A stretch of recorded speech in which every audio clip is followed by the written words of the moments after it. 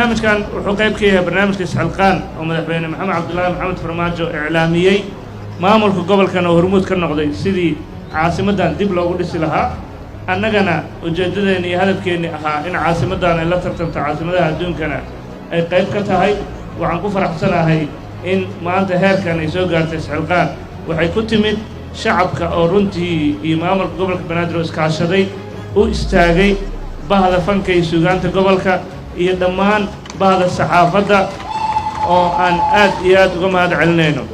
runtii bahda saxaafadda la'aantooda horumarkan caasimadda ay ku tallaabsanayso maalin walba lama gaareen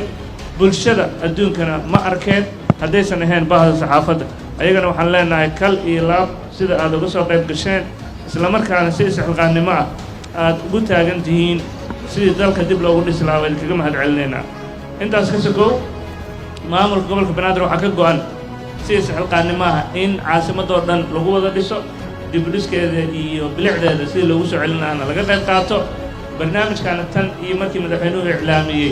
si joogta ayaan isbuuc walba u wadnay ha noqoto dhanka nadaafadda ha noqoto dhanka amniga ha noqoto dhanka dibudhiska ood ka arkaysaan siyaasadkii qaranka madxafkii istaadiya muqdisho maktabaddii dhammaan goobo muhiima in dib loogu dhisayo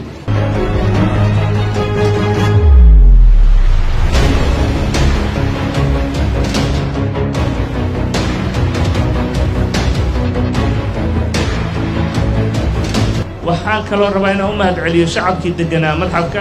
oo muddadii aan u qabannay inay uga guuraana ku guuray si isxilqaannimo ah oo sharaf ku jirtana runtii aan buuqna samaynin oo halkaas u banneeyey ayagana waxaan leenahay qayb waxaa ka tihin barnaamijka isxilqaan aad iyo aad kaga mahad celinaynaa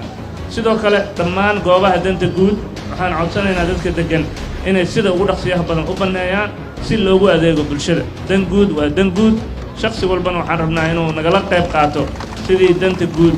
ee u noqon lahayd dan guud oo ummadoo dhan ugu adeegta mar kale bulshada halkan isugu timid ood arkayseen maanta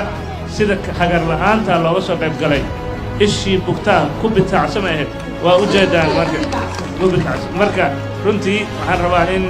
kooxda maamul shamsa iyo fanka oo diyaar u ah qaybta wacyigelinta isxilqaan isbuuc walbana meel taga ka qayb qaata barnaamijka isxilqaan ee wacyigelinta waxaan rabnaa ayagana inaan u mahad celino iyo bahda saxaafadda dhammaantiinba wasalaamu calaykum waraxmatullahi wabarakatu